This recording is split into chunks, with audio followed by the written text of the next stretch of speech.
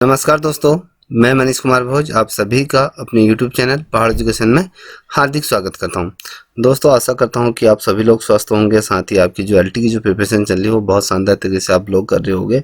तो दोस्तों, मैं इसी कड़ी में आज मैं आपके सामने जो टॉपिक लेके उपस्थित हुआ हूँ या कहें जो मॉक टेस्ट लेके उपस्थित हुआ हूँ, वो आपका जो फर्स्ट यूनिट है जिसमें हम बात करते हैं शिक्षा दर्शन के बीच का जो संबंध है, या बात करें जितने भी विभिन्न जो शिक्षा दर्शन के अंतर्गत जो प्रकृतिवाद कहें या व्यवहारवाद कहें, आदर्शवाद कहें, यथार्थवाद कहें, या फिर शैक्षिक विचारधारा या फिर शैक्षणिक जो अवधारणाएं हैं, जो आपकी जितने भी फिलोसफर हैं, चाहे प्लेटो हो, अरस्तो हो, या डेविड हो, या अरविंदो हो, या फिर कहें गांधी हो, या जी रविंद्रनाथ टैगोर हो, तो सभी से संबंधित ये श्रृंखला बहुत ज़्यादा महत्वपूर्ण है।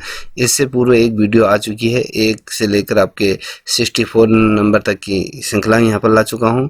तो यहाँ से आप सेकंड श्रृंखला प्रारंभ हो रही है। अगर आपने ये क्वेश्चन याद कर लिए, अगर ये क्वेश्चन आपको आ जाते हैं, तो ये सोच लीजिए आपका जो फर्स्ट पेपर है, फर्स्ट पेपर की तैयारी आपकी बहुत शानदार हो रही है। तो मेरे साथ क्या करिए, इन क्वेश्चनों का आंसर भी आप देते हुए चलिएगा, जिससे कि आपका स्वमूल्यांकन होता रहे। ये नहीं कि आप वीडियो देख रहे हैं और आंसर न दे रहे हो, तो ये मत करिएगा, जिससे आपको भी ये पता चलेगा आप कितने गहरे पानी में हो। ठीक है, चलिए शुरुआत करते हैं। आज की श्रृंखला का पहला प्रश्न आप देख पा रहे होंगे। ये कह रहा है कि धार्मिक शिक्षा का समर्थन कौन करता है। ठीक है, यह कह रहा है यथार्थवाद करता है, या प्रयोजनवाद करता है, या प्रकृतिवाद करता है, या आदर्शवाद। कौन करता है, किस चीज़ का समर्थन की बात कर रहा है, ये धार्मिक शिक्षा की। ठीक है, धार्मिक शिक्षा का समर्थन कौन करता है। तो इनमें से अगर हम धार्मिक शिक्षा का जो समर्थन करता है, तो दोस्तों वो जो करता है वो आदर्शवादी लोग करते हैं। ठीक है, आदर्शवाद ये करता है। ठीक, आपका डी ऑप्शन सही है। अब यहाँ पर देख पा रहे होंगे 66 नंबर का प्रश्न है। ये कह रहा है कि आदर्शवाद की सबसे महत्वपूर्ण देन किस क्षेत्र में है।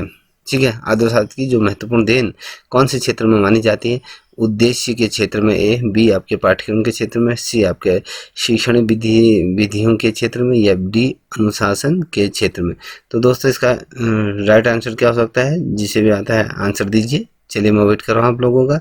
देखिए दोस्तों, इसका जो आंसर है, जो बहुत ज़्यादा महत्वपूर्ण ये प्रश्न है, देखिए इसका जो राइट आंसर है वो आपके उद्देश्यों के क्षेत्र में कहा जाता है। आदर्शवादियों की जो सबसे महत्वपूर्ण जो देन रही है, जिस क्षेत्र की बात करते हैं, उद्देश्य के क्षेत्र में है। ठीक है, अब यहाँ पर ये देख पा रहे होंगे 67 नंबर का प्रश्न। ये कह रहा है कि किस प्रकार के अनुशासन का आदर्शवाद समर्थन करता है। ऐसा कौन सा अनुशासन है जो आदर्शवादी लोग क्या करते हैं, अपना समर्थन इसको देते हैं। तो यहाँ पर आप देख पा रहे होंगे धनात्मक अनुशासन है, या मुक्तायात्मक अनुशासन है, या प्रभावात्मक अनुशासन है, या समाजी अनुशासन है। तो इसमें से कौन सा अनुशासन है, बताइए। चलिए आंसर दीजिए। देख तो रहे हो, मगर आंसर देने में कोताही, झिझक, इस प्रकार की झिझक आप लोगों के अंदर होगा तो करोगे क्या। चलिए आंसर दीजिए। चलिए, मैं देख रहा हूँ, सभी लोग आंसर दीजिए जो भी जुड़ा है। देखिए, इसका जो राइट आंसर है, आप लोग तो देने में दोगे नहीं, चलिए हम ये बताते हैं। देखिए, इसका ऑप्शन आपका सी है। ये प्रभावात्मक क्या है, ये अनुशासन को कहा जाता है। ऑप्शन सी इसका एज ए राइट आंसर। ठीक है, अब यहाँ पर देख पा रहे हो कि 68 नंबर का प्रश्न। 68 नंबर का प्रश्न क्या कर रहा है कि कौन सी विचारधारा आध्यात्मिक मूल्यों को शाश्वत, देवी और स्थायी मानती है। ये बताना है। तो यहाँ पर क्या कह रहा है, आध्यात्मिक मूल्यों को शाश्वत और देवी और स्थायी मानती है। तो ये आदर्शवाद या प्रकृतिवाद या प्रयोजनवाद या फिर यथार्थवाद। तो कौन मानता है, तो चलिए बताइए, आंसर जल्दी दीजिए। देखिए दोस्तों, इसका जो राइट आंसर मैं आपको बताऊं तो वो कौन है, आपके आदर्शवाद। ठीक है, अब यहाँ पर देख पा रहे हो कि 69 नंबर का प्रश्न है। ये कह रहा है कि आदर्शवाद के मुख्य शिक्षण विधि कौन सी है। आदर्शवाद के अंतर्गत जो मुख्य शिक्षण विधि है वो कौन सी है, ये आपको बताना है। बहुत ज़्यादा महत्वपूर्ण ये अपने आप में प्रश्न है। चलिए आंसर दीजिए। यहाँ पर ये कह रहा है, देखिए ये ऑप्शन रख देता हूँ आपके सामने। प्रश्न उत्तर विधि, वाद विवाद विधि, या सामूहिक विधि है, ये क्रिया विधि है, या हेरिटिक विधि है। तो इसमें से कौन सा है, तो ये आप बताइए। दोस्तों जो आदर्शवाद का जो मुख्य शिक्षण की जो विधि है मानी जाती है वो आप ऑप्शन आपका ए है, प्रश्न उत्तर विधि और साथ ही वाद विवाद विधि को इन्होंने क्या दिया, अपना समर्थन दिया है। तो इस चीज को ये सर्वाधिक रूप में ज्यादा महत्व देते हैं। कौन? आदर्शवाद के जो लोग होते हैं, आदर्शवादी लोग इस चीज का समर्थन करते हैं। ठीक है, अब यहाँ पर देख पा रहे हो 70 नंबर का प्रश्न, ये क्या कह रहा है इसको भी देख लीजिए। ये कह रहा है कि आदर्शवाद शिक्षा में शिक्षक का स्थान क्या है। आदर्शवाद में जो शिक्षक का स्थान की हम बात करें तो वो स्थान क्या दिया गया है। ये क्वेश्चन पहले भी आया था, फिर दोबारा रिपीट हो गया। देखिए, अत्यंत महत्वपूर्ण है, गौण है या सलाहकार है या फिर इसमें कोई महत्व नहीं। तो इसका जो ऑप्शन है, option A as A right answer. ठीक है, चलिए वहां पर देख पा रहे हो 71 नंबर का प्रश्न है। ये कह रहा है कि आदर्शवाद के उद्देश्य कैसे हैं। व्यक्तित्व है या फिर सामाजिक है या भी व्यक्तिगत और सामाजिक दोनों है या व्यक्ति और सामाजिक दोनों नहीं। तो कौन सा इसका आंसर हो सकता है? चलिए दीजिए आंसर जल्दी से। चलिए, आपका इसमें क्या होगा, आपका स्व मूल्यांकन होगा। मैं पुनः दोबारा आपसे रिपीट कर रहा हूँ, इससे आपका ही फायदा होगा ना कि मेरा। ठीक है, अब इसका जो राइट आंसर क्या होना चाहिए, जल्दी बताइए, कैसा उद्देश्य होना चाहिए। तो दोस्तों इसका जो राइट आंसर है वो व्यक्तिगत और साथ ही सामाजिक दोनों प्रकार के आदर्शवाद शिक्षा के उद्देश्य होते हैं। ठीक है, अब देखिए 72 नंबर का प्रश्न आप देख पा रहे हो।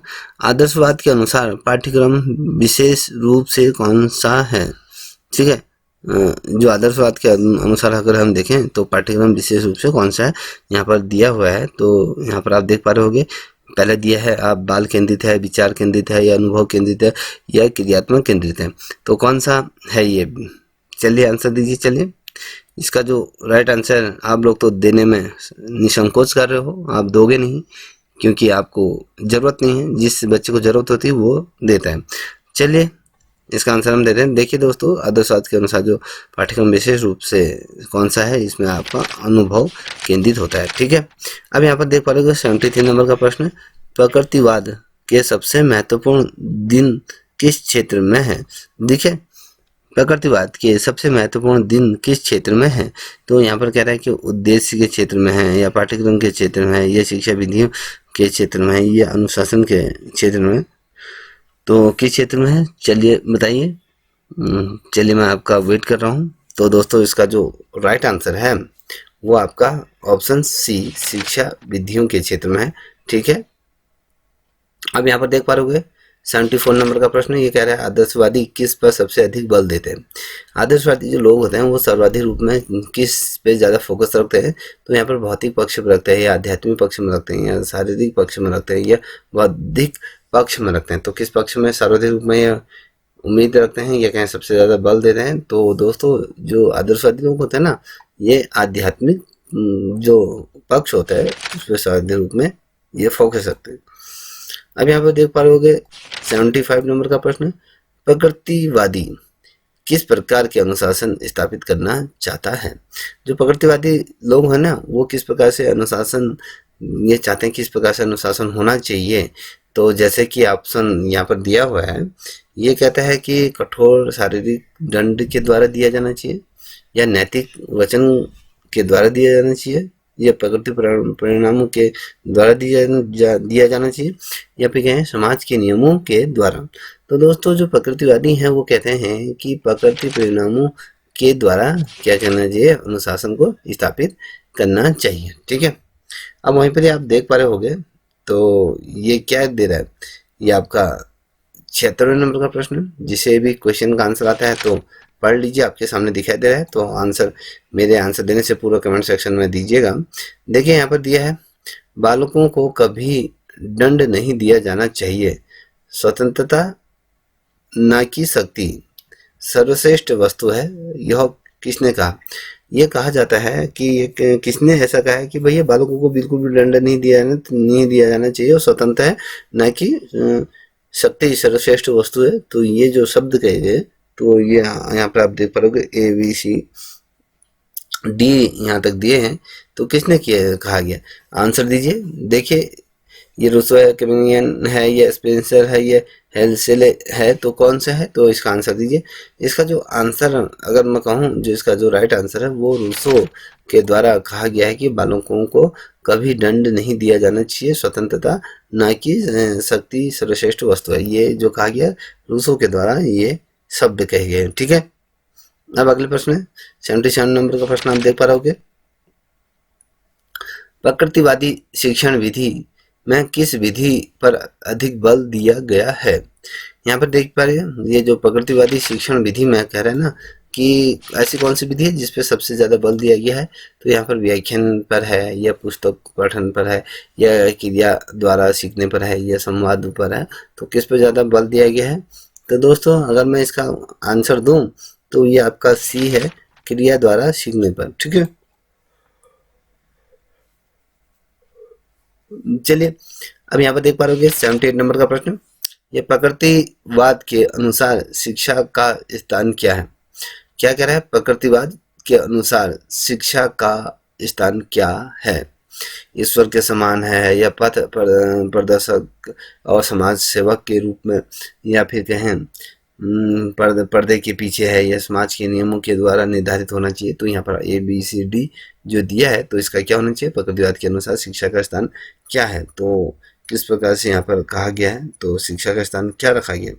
जो शिक्षा का जो स्थान रखा गया है, कह रहे हैं कि ये पर्दे के पीछे है। ठीक है, बहुत से लोग जो इसके चल रहे होंगे प्रकृतिवादी कहेंगे ईश्वर के अनुसार, या फिर कुछ और चल होंगे, तो वो गलत है, वो आपके पर्दे के पीछे। ठीक है, अब देखिए यहाँ पर अगला प्रश्न यहाँ पर देख पा रहे हो 79 नंबर का प्रश्न। यह प्रकृतिवाद का कौन सा स्वरूप नहीं है? इसमें प्रकृतिवाद का ऐसा कौन सा स्वरूप नहीं है जो इसमें दिया गया? तो पदार्थवादी, या यंत्रवादी, या जैविक, या प्रायोगिक। तो प्रायोगिक तो कौन सा है? तो इसका जो सही उत्तर है, जो नहीं है, प्रकृतिवाद का कौन सा स्वरूप नहीं है, तो वो पदार्थवादी स्वरूप इसमें नहीं माना जाता है इनका। ठीक है, अब यहाँ पर देख पा रहे हो 80 नंबर का प्रश्न। 80 नंबर का प्रश्न क्या कह रहा है? ये कह रहा है कि प्रकृतिवादी पाठ्यक्रम में प्रमुख स्थान किन विषयों को प्राप्त है? ऐसे कौन से विषय हैं जो प्रकृतिवाद पाठ्यक्रम में प्रमुख स्थान को दिया है? तो यहाँ पर वैज्ञानिक विषय हैं, B आपके धार्मिक विषय, C आपके सामाजिक विषय हैं, D आपके मानवीय विषय हैं। तो वो कौन से हैं? तो आंसर दीजिए जल्दी से, जिसे भी आता है मैं वेट कर रहा हूँ। ठीक है, चलिए दीजिए, नहीं दोगे तो तुम्हारा ही नुकसान होने वाला है, नफ़ा नुकसान आपका होगा। आप स्वयं इस चीज़ का आकलन कीजिए कि मुझे देना चाहिए, नहीं देना चाहिए। ठीक है, शायद मेरी बातें कड़वी लग रही होंगी, मगर ये सत्य है। जिसमें ये प्रश्न आएंगे उसमें कहोगे हाँ, ये उसमें मुझे अपना स्वमूल्यांकन कर लेना चाहिए। तो इसका जो राइट आंसर है, जो प्रमुख स्थान जिन विषयों को प्राप्त है, वो क्या है? वैज्ञानिक विषयों को दिया गया। ठीक है, ये राइट आंसर है। देखिए 81 नंबर का प्रश्न, प्रकृतिवाद किससे महत्व देता है? देखिए मैंने जो प्रश्न रखे हैं, जो बना रखे हैं, ये प्रकृतिवाद जो है आपका पूरा चैप्टर तो वहाँ से रखे हैं, तो वहाँ से अगर कोई भी क्वेश्चन बनेगा, इसी प्रकार के क्वेश्चन बनेंगे, तो इसलिए बेहद ज़्यादा महत्वपूर्ण, इनको अपने कॉपी में नोट डाउन करते हुए चलिएगा। जिसे इसकी PDF चाहिए, जो आपका पावर पॉइंट प्रेजेंटेशन में आपको मैं दे रहा हूँ, तो उसका अगर चाहिए होगा तो आप मेरे से संपर्क कर सकते हैं। ठीक है, अब यहाँ पर देख पा रहे होंगे, तो प्रकृतिवाद किससे महत्व देता है? आध्यात्मिक जगत को देता है, या भौतिक जगत को देता है, या आध्यात्मिक और भौतिक जगत दोनों को देता है, या फिर कहे दोनों में से किसी भी जगत को नहीं देता है? तो कौन से उसको देता है? तो यहाँ पर बताइए, जल्दी से आंसर दीजिए। मुझे लगता है कि यहाँ पर आप लोगों को इसका आंसर आता होगा, जिसे नहीं आता है तो फिर आप तैयारी क्या कर रहे हैं, क्या तैयारी हो रही है आपकी, ये आप स्वयं इस चीज़ का निर्धारण आप स्वयं अपना मूल्यांकन करें। देखिए जो ये कह रहे हैं ना, प्रकृतिवाद किसको महत्व देता है? जो प्रकृतिवाद जो महत्व देता है वो भौतिक जगत को शारीरिक रूप में महत्व देता है, याद रखिए। अब यहाँ पर देख पा रहे होंगे 82 नंबर का प्रश्न, प्रकृतिवाद है किस वातावरण पर बल देता है? भौतिक वातावरण पर, या आध्यात्मिक वातावरण पर, या सामाजिक वातावरण पर, या सांस्कृतिक वातावरण पर? तो बताइए जल्दी से। जो प्रकृतिवाद किस वातावरण पर बल देता है, तो प्रकृतिवादी अगर हम कहते हैं तो ये भी गलत नहीं होगा। तो बेसिकली अगर हम देखें जो ये बल देता है वो आपके किसको देता है, सामाजिक वातावरण को क्या देता है, सांस्कृतिक वातावरण को सबसे अधिक बल देता है। बहुत से लोग यहाँ पर देखें आध्यात्मिक जगत को कहा जाता है, तो आप यहाँ आध्यात्मिक वातावरण को देख रहे होंगे बहुत से लोग, भौतिक वातावरण को देखें, मगर गलत है। आपका जो राइट आंसर है वो सांस्कृतिक वातावरण पर बल दिया गया, ठीक है। अब यहाँ पर देख पा रहे होगे 83 नंबर का प्रश्न, शिक्षा दर्शन किन प्रश्नों को सुलझाता है। जो शिक्षा दर्शन है बेसिकली उन किन प्रश्नों को हल करता है, सुलझाता है, तो ये आपको बताना है। आध्यात्मिक प्रश्नों को या लौकिक प्रश्नों को, तो या फिर ये कह रहा है कि पाठ्यक्रम संबंधी प्रश्नों को या फिर तार्किक प्रश्नों को। तो दोस्तों इसका जो राइट आंसर है, जिन प्रश्नों को ये हल करता है या सुलझाता है, तो वो आपके क्या है, ऑप्शन सी एज ए राइट आंसर, पाठ्यक्रम संबंधी प्रश्नों को, ठीक है। अब यहाँ पे देख पा रहे हैं 84 नंबर का प्रश्न, मेरे आंसर देने से पूर्व आप आंसर दीजिएगा। ये कह रहा है प्रकृतिवाद सर्वप्रथम किसे माना जाता है। प्रकृतिवाद सर्वप्रथम किसे माना जाता है, ईश्वर को माना जाता है, इंसान को माना जाता है, या फिर प्रकृति को माना जाता है, या समाज को माना जाता है, किसको माना जाता है दोस्तों बताइए। जो प्रकृतिवादी, हम इसमें जो शब्द आ रहा है ना उसी को देख लीजिए, प्रकृति को ही मानते हैं, क्योंकि प्रकृतिवादी कौन है, प्रकृति से रिलेटेड ही है, तो ये इसको मानते हैं, ठीक है। अब 85 नंबर का प्रश्न आप देख पा रहे होगे, तो 85 नंबर का प्रश्न क्या कह रहा है, इसको ध्यान से थोड़ा सा देख लीजिएगा। ये कह रहा है कि शिक्षा दर्शन की क्या आवश्यकता है। शिक्षा दर्शन की क्या आवश्यकता है, सांस्कृतिक उत्थान के लिए, नैतिक और चारित्रिक जीवन के लिए। तो यहाँ पर आप सी दिया गया है, शिक्षा की प्रतिक्रिया को पूर्ण और उपयोगी बनाने के लिए, या फिर डी आपके राष्ट्रीय और अंतर्राष्ट्रीय शिक्षा की समस्या के समाधान के लिए। तो ऑप्शन यहाँ पर 4 मैंने आपके सामने रख दें, तो क्या ऑप्शन हो सकता है सही इसका, तो बताइए दोस्तों। जो इसका जो राइट आंसर है वो कह रहा है कि सी आपके शिक्षा की प्रतिक्रिया को पूर्ण और उपयोगी बनाने के लिए, ठीक है। अब यहाँ पर देख पा रहे होगे 86 नंबर का प्रश्न, ये कह रहा है कि किसकी सहायता के बिना शिक्षा सही मार्ग पर अग्रसर नहीं हो सकती। किसकी सहायता के बारे में बात कर रहा है कि शिक्षा क्या है, अपने सही मार्ग को प्रशस्त नहीं कर सकती। तो दर्शन की सहायता के बिना, या शिक्षक की सहायता के बिना, या फिर पाठ्यक्रम की सहायता के बिना, या विद्यालय की सहायता के बिना। तो इसमें कौन सा चीज़ महत्वपूर्ण है, चलिए आंसर दीजिए। तो इसका जो राइट आंसर है कि ये है आपका ए, दर्शन की सहायता के बिना क्या हो सकता है, जो शिक्षा सही मार्ग पर अग्रसर नहीं हो सकती है, ठीक है। अब यहाँ पर 87 नंबर का प्रश्न देख पा रहे हो, दर्शन का संबंध वास्तव में किससे है। दर्शन का संबंध है वास्तव में किससे है, तो ये पूछ रहा है जिज्ञासा से है, या कल्पना से है, तर्कपूर्ण चिंतन या मनन से है, या उपरोक्त में से तीनों। तो किससे हो सकता है, चलिए आप बताइए। दर्शन की हम बात कर रहे हैं, ठीक है। ये आपका ए, बी या फिर सी या डी, कौन सा सही बताइए। मैं चलिए आंसर देते हैं, ये उपरोक्त तीनों इसमें क्या है, महत्वपूर्ण है, ठीक है। अब चलिए 88 नंबर के प्रश्न की तरफ बढ़ना है कि शिक्षा दर्शन किस पर विचार करता है, सामाजिक समस्याओं पर करता है, या फिर आप देख पा रहे हो शिक्षा संबंधी समस्याओं पर, या आर्थिक समस्याओं पर, या फिर आध्यात्मिक समस्याओं पर, किस पे सर्वाधिक बल देता है। तो शिक्षा दर्शन किस पर विचार करता है, तो जो विचार करता है शिक्षा संबंधी समस्याओं पर क्या करता है, शिक्षा दर्शन विचार करता है, ठीक है। अब अगला प्रश्न, तो यहाँ पर देख पा रहे हो 89 नंबर का प्रश्न, ये कह रहा है कि जीवन के आदर्श की प्राप्ति के लिए किस शिक्षण विधि का उपयोग किया जाए, यह किसके अध्ययन का विषय है, यह किसके अध्ययन का विषय, राजनीति शास्त्र का है, समाज शास्त्र का है, या दर्शन शास्त्र का है, मनोवैज्ञानिक। तो इसको कौन सा है, तो आप बताइए।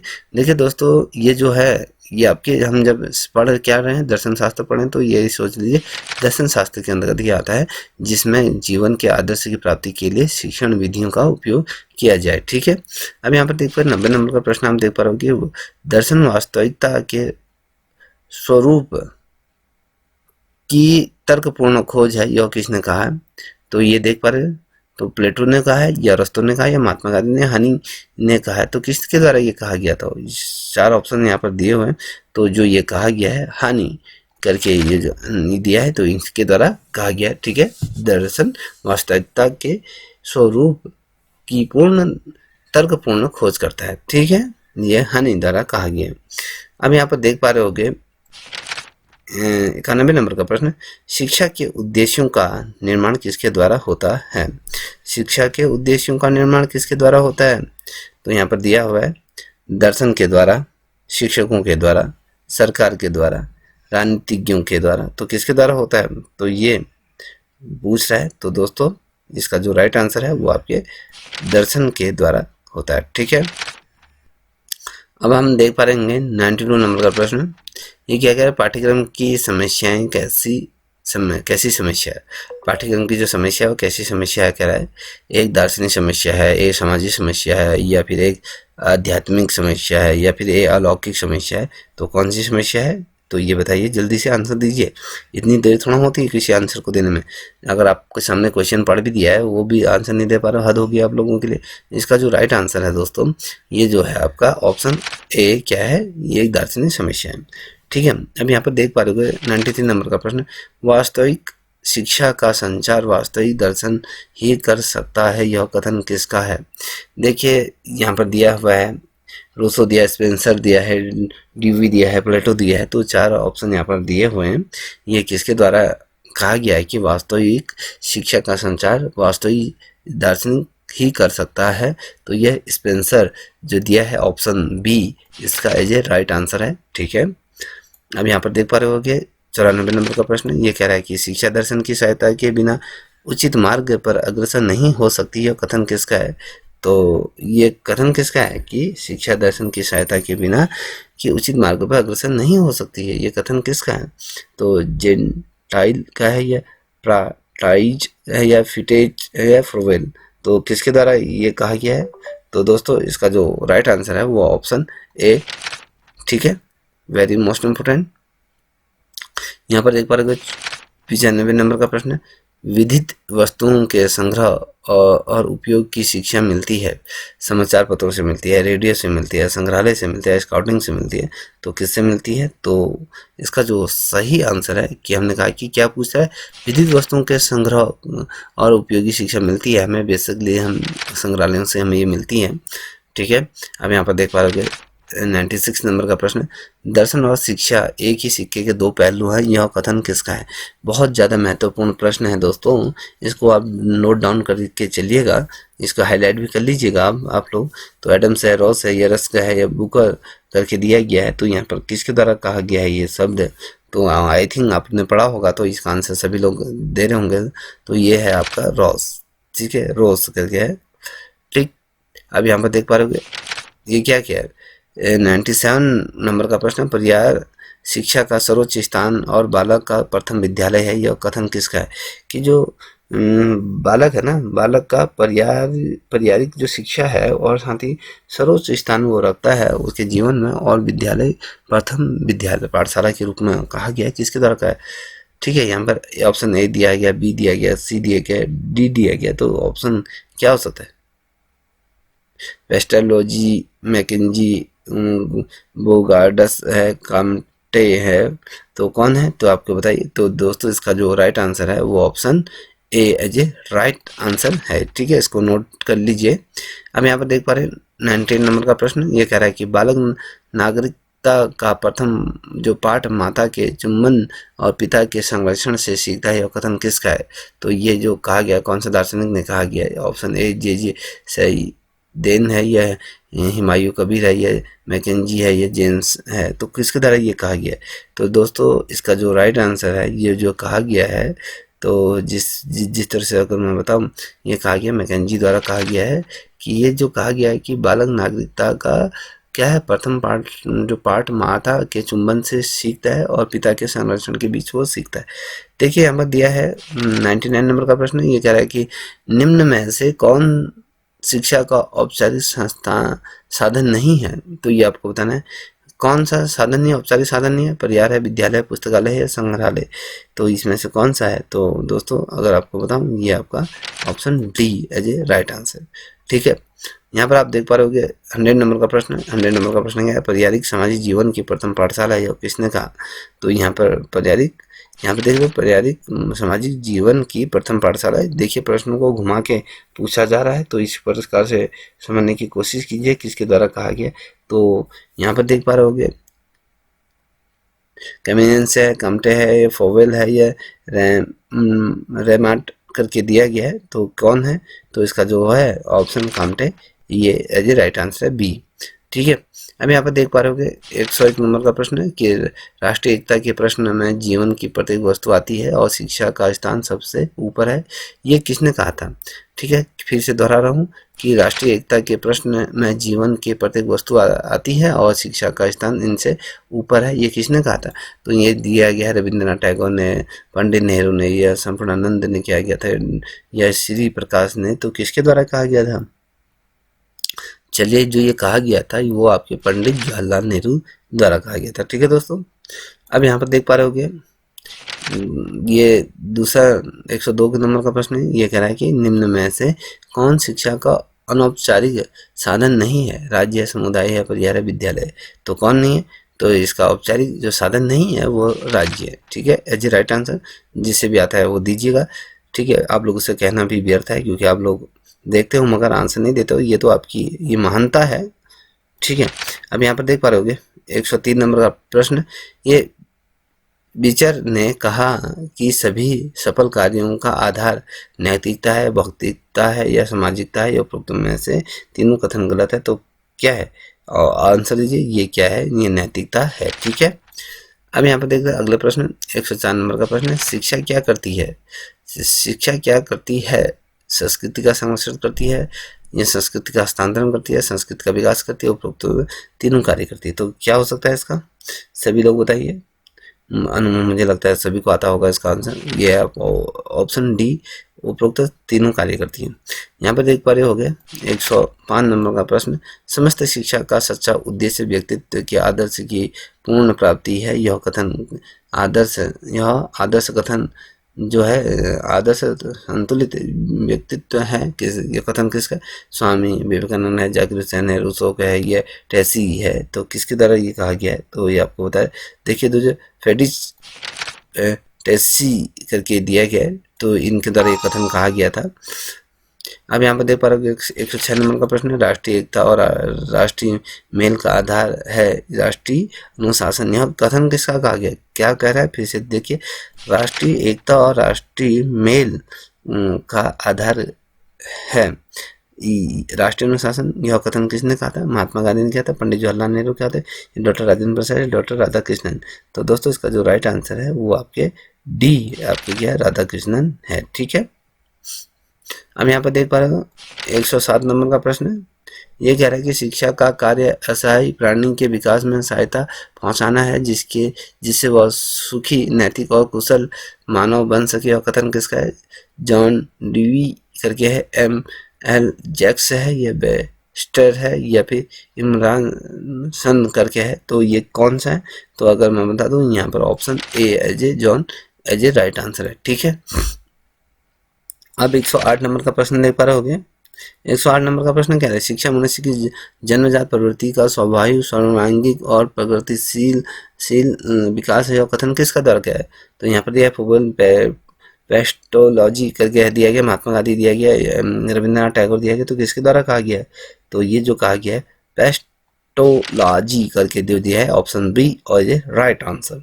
ठीक है, अब यहाँ पर देखो 109 नंबर का प्रश्न है कि शिक्षा के व्यक्तित्व के उद्देश्य का क्या अर्थ है? यहाँ पर अर्थ की बात करें, या अपनी आत्मा का उत्थान करना होता है, अपने अवकाश काल का सदुपयोग करना होता है, खूब बोलने की क्षमता का विकास करना होता है, अपनी शक्तियों और योग्यताओं की क्षमता का विकास करना होता है। एज इसका राइट आंसर क्या हो सकता है? जल्दी से बताइए जल्दी। तो इसका जो राइट आंसर हो सकता है वो आपका क्या हो सकता है? वो आपके ऑप्शन डी एज ए राइट आंसर है। ठीक है, अब देखिए ये दिया है 110 नंबर का प्रश्न, ये क्या कह रहा है? 110 नंबर का प्रश्न आप देखो, सामाजिक उद्देश्य का क्या अर्थ है? देखिए, सामाजिक और नागरिकता की भावनाओं का विकास करना होता है, सामाजिक समारोह में भाग लेने की रुचि पैदा करना होता है, सामाजिक लेखन की योग्यता का विकास करना होता है, या अपने समाज और राष्ट्र को सर्वप्रिय समझना होता है। तो ऑप्शन क्या हो सकता है इसका सही? बताइए जल्दी से आंसर दीजिए। अरे तुम लोगों से कितनी बार बोल दिया है, आंसर नहीं देना है तो लेफ्ट हो जाइए। ठीक है, चलिए आंसर इसका जो है राइट आंसर ए है, सामाजिक और नागरिकता की भावनाओं का विकास करना होता है। ठीक है, अब यहाँ पर देख पा रहे हो, यहाँ पर क्या है, 111 नंबर का प्रश्न है, शिक्षा के चारित्रिक विकास के उद्देश्य के समर्थक हैं क्या? हर्बर्ट है या महात्मा गांधी है, राधा कृष्णन है या उपरोक्त सभी? तो इसका जो आंसर होगा वो उपरोक्त सभी होगा। ठीक है, अब यहाँ पर देख पा रहे हो कि 12 नंबर का प्रश्न, ज्ञानांजन का अर्थ होता है शारीरिक परीक्षण होता है, बौद्धिक परीक्षण होता है, संवेगात्मक होता है, सामाजिक परीक्षण होता है। तो बेसिकली अगर आप कहे जब हम ज्ञान का अर्जन करते हैं तो बौद्धिक तौर पर ही करते हैं, तो याद रखिएगा। तो इसका सही आंसर आपका बी है। तो आप यहाँ पर देख पा रहे होंगे ये, ठीक है, तो 113 नंबर का प्रश्न है, शिक्षा एक त्रिमुखी प्रतिक्रिया है, किसने कहा? तो ये एडमसन ने किया, ड्यूई ने, टी.पी. नन है, राधा कृष्णन, किसके द्वारा कहा गया था? तो ये आपको बताना है दोस्तों, जो ये कहा गया था ड्यूई करके है, ऑप्शन बी एज ए राइट आंसर। 14 नंबर का प्रश्न आप देख पा रहे हो, केवल पुस्तकीय ज्ञान से कार्य नहीं चलेगा, ऐसी शिक्षा की आवश्यकता है जिससे कोई व्यक्ति अपने पैरों पर खड़ा हो सके। ये कथन किसका है? ये कथन किसने कहा है? ये कहा गया महात्मा गांधी, विवेकानंद या रविन्द्रनाथ टैगोर या महर्षि दयानंद? तो किसके द्वारा कहा गया है? तो दोस्तों जो ये शब्द कहे गए ये विवेकानंद द्वारा कहा गया। अभी इस श्रृंखला का अंतिम प्रश्न आप देख पा रहे होंगे, ठीक है, बहुत ज़्यादा महत्वपूर्ण। ये कह रहा है कि मनुष्य की अंतर्निहित पूर्णता को अभिव्यक्त करना ही शिक्षा यह है। शिक्षा की यह परिभाषा किसने दी है? तो प्लेटो, रूसो, विवेकानंद या फिर महात्मा गांधी?